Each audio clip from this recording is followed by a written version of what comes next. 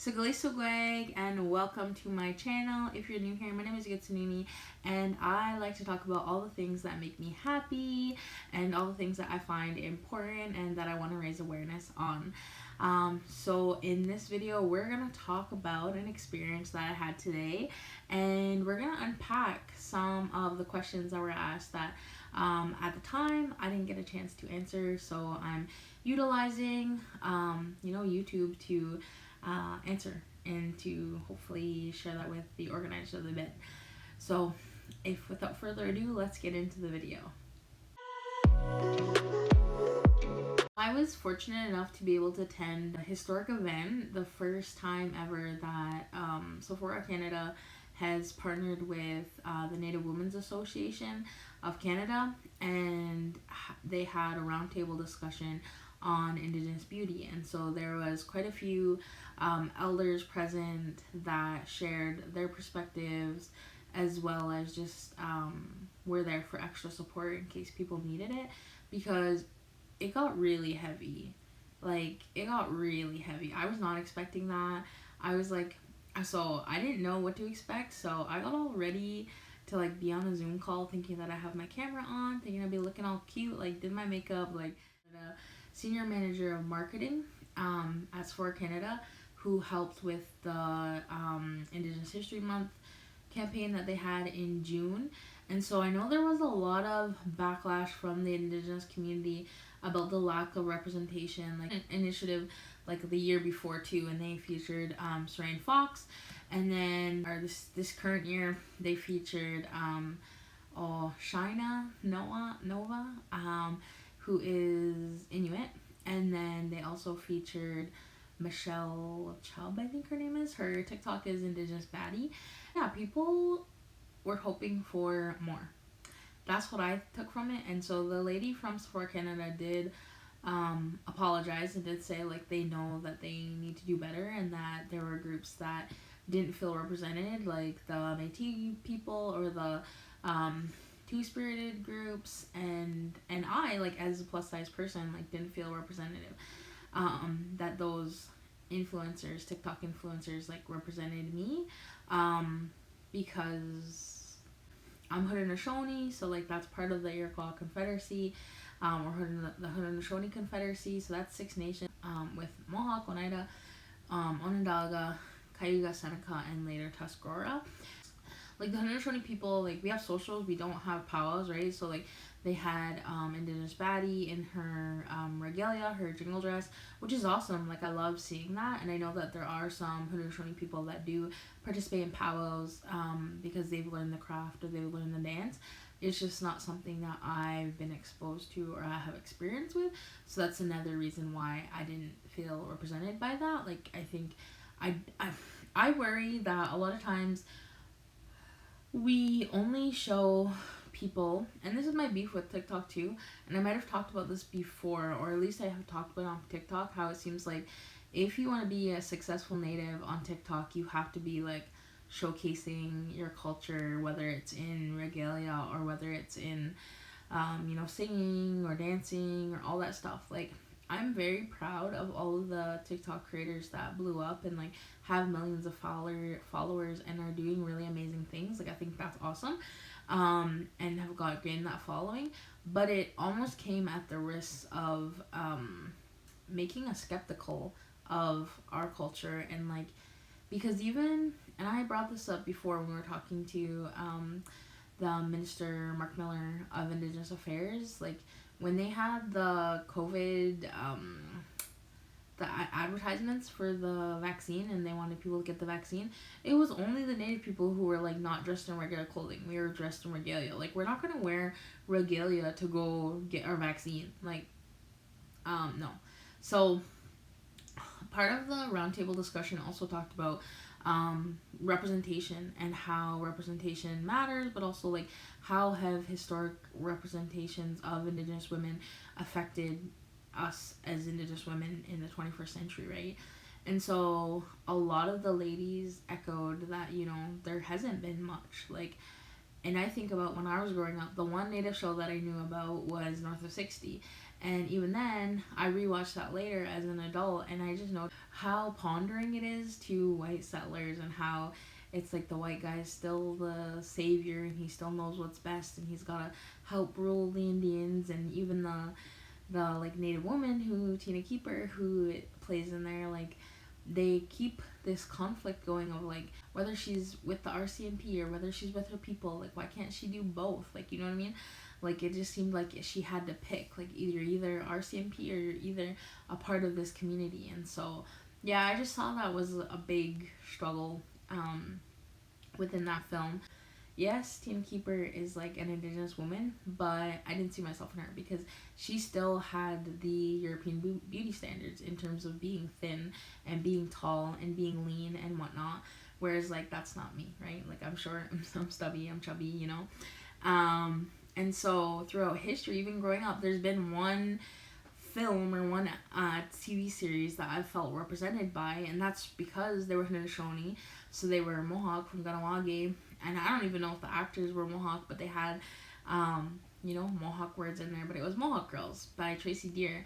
And even then, now that I look back and I rewatched some of the episodes, I think that Mohawk Girls was great for representation of body diversity. Like, I really felt like a lot of the women looked like real women, like, right? Like, they weren't stick figures, but yeah, especially, I think her name was Kaylin.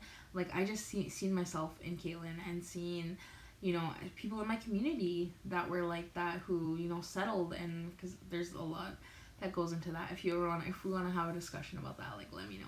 We can have a discussion about Mohawk Girls. But like, that's the only time I think I've ever seen a native plus size woman represented in media in not such a negative way, right? Not being the butt of the jokes. Like, I know that there was native women in Smoke Signals, right? But they're kind of like the crazy aunties. Like, they weren't necessarily like had a prominent role in the film. They weren't leading women by any means. And so, yeah, just thinking about all the times where I've seen plus size people be represented in film, it's very limited. And we have actresses like Rebel Wilson and Adele and Melissa McCartney, and how they're very, like, their bodies are so scrutinized. I think I talked about this in my other video, or even one of my TikToks. But so there's been a limited representation of Indigenous women, plus size Indigenous women especially, and it's really challenging to see yourself in those roles, right? So the facilitators asked us to define Indigenous beauty, and so I didn't get a chance to share. I had my hand up, but I was like nervous, and I was like, are there gonna be more questions? Maybe I want to like answer one of the later questions.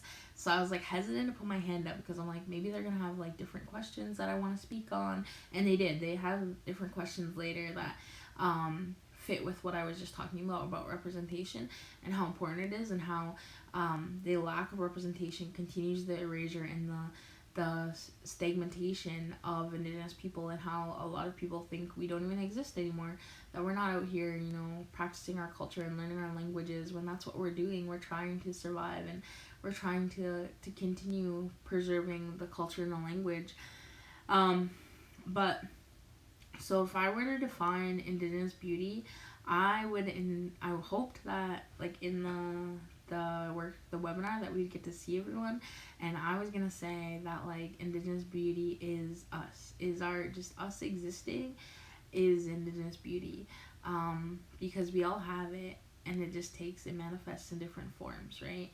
And that's what I'm learning as I get older, and as I work through a lot of the narratives that I've told myself, and a lot of the feelings of like not being good enough, and knowing that I am enough, and no matter what, nobody can take that away from me, that I'll always be enough. I was always enough.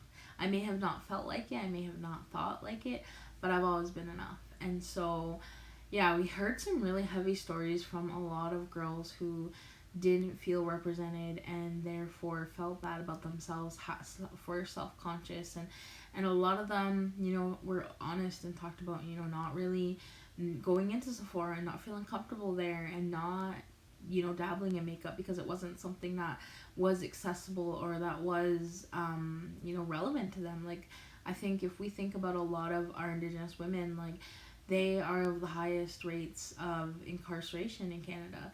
So no, makeup's not going to be a priority for some women that are just trying to survive.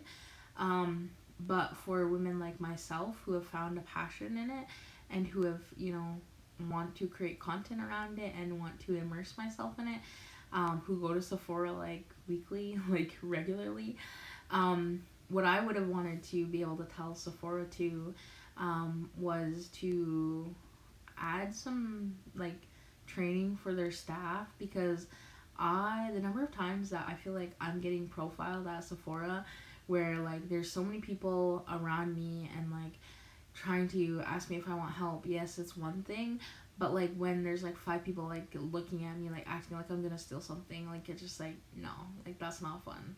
It doesn't make the shopping experience enjoyable. And I know Sephora always has a bad rap of like their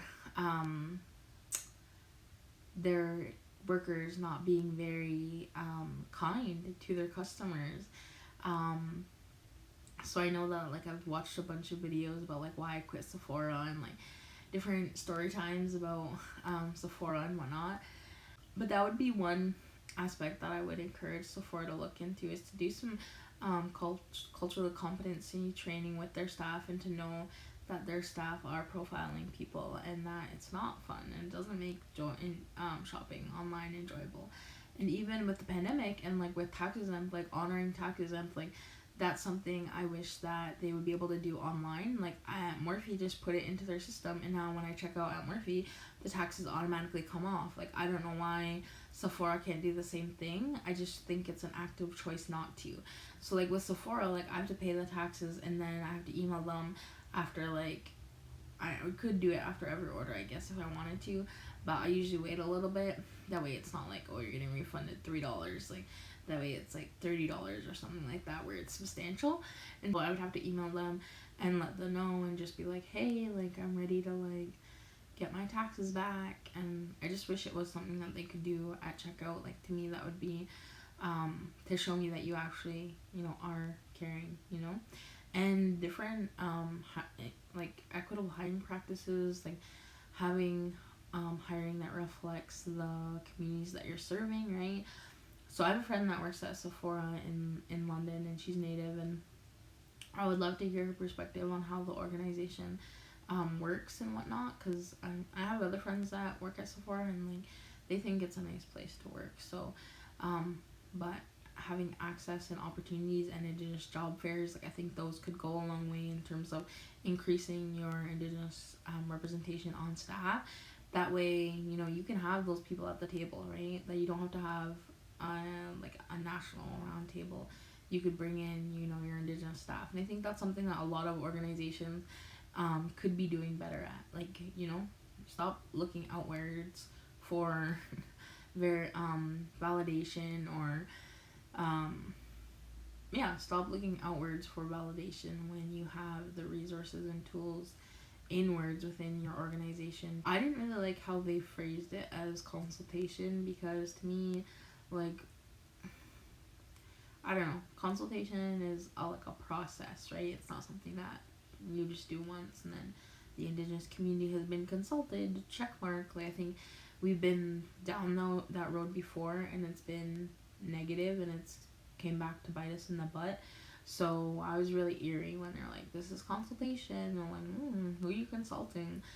Those are just some of my thoughts on representation and Sephora, and suggestions for Sephora on what they could be doing better. And when they're thinking about future ad campaigns, like, yes, include those voices that were missing, like Afro-Indigenous, Métis, and Two-Spirit people for sure, and even Indigenous men. I know Indigenous men that wear makeup, and they're really awesome at it, and that's amazing, and I'm proud of them, and featuring them and showcasing them, but also, not just diversity in identities, but diversity in body shapes and sizes, right? Like, to me, when I see models that look like me, like, because makeup is universal. Like, makeup is not selected to one size only. Like, makeup is, it doesn't matter your size. And I think that's where I've really liked it, and I've really found my opportunity to create space. Makeup is not something that is limited to just a group of people or a group of, you know, straight size people or whatnot. Like, it's open ended. Anyone can wear makeup, and anyone can feel extra confident and extra good about themselves when they're wearing makeup. Like, it's something that I think really changed my life, because I don't know how I would have gotten the confidence that I have now without makeup. And I'll use it as a tool. I'll use it because it makes me feel good, and that's what's important. It doesn't mean that I'm at the point where it's like I can't leave the house without makeup. To me, it's like therapeutic, it's relaxing, it's meditative. Like, I can go into a meditative state where I'm just like, you know, doing my face and feeling creative and letting the creative energy flow and expressing myself. That's not something I've ever really been able to do with other projects like fashion and stuff like that. Like, it's always been exclusive to me because I don't fit the standard size, right? So let me know in the comments what you think. What do you think Indigenous beauty means to you? And what do you think about representation? How important is it? Where would you like to see more representation? And yes, thank you. Please drop me a flower in the comments if you made it this far in the video. And we will see you in the next one. Nagiwa.